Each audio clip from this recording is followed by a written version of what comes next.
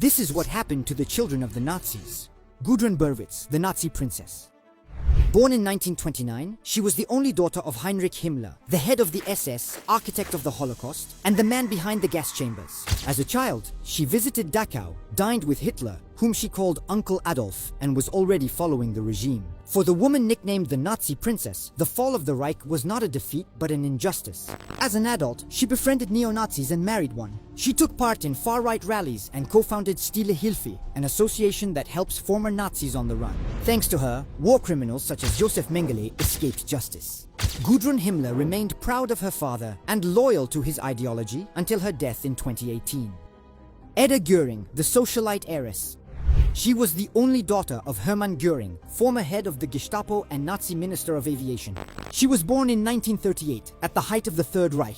Her birth was a national event, and Hitler himself became her godfather. Proud of her origins, as an adult she organized social events where Hitler and Nazism were openly discussed. Settling in Munich, Edda lived in a house museum filled with artworks looted by her father during the war. She spent much of her life fighting to preserve this legacy, and died in 2018 without ever questioning Nazi ideology. Wolf Rudiger Hess, the conspiracy theorist.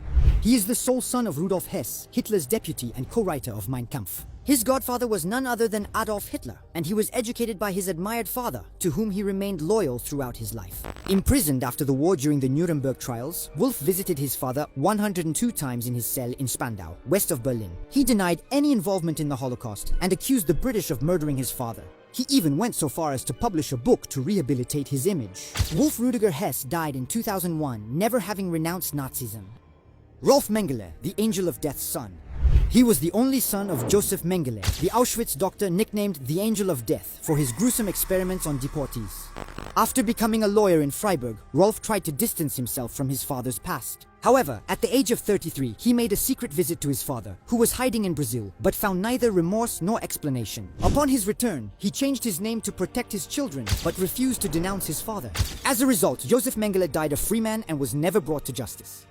Rainer Höss, the one who said no. This time, we're talking about a Nazi's grandson. His grandfather was Rudolf Höss, commander of the death camps.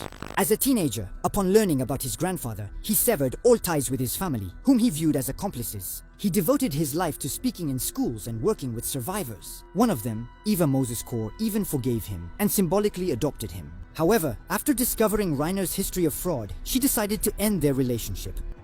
Martin Bormann Jr., the priest. His father was Hitler's top aide. Martin Jr. took the exact opposite path. At the age of 17, he converted to Catholicism and became a missionary priest. This was a huge slap in the face to his dad, who was a ruthless enemy of the Catholic Church. He devoted his life to humanitarian work, particularly helping lepers in Africa. But in 2011 came the shock. He was accused of raping a minor in the 1960s. The man who wanted to redeem the Bormann name had, in reality, his own demons.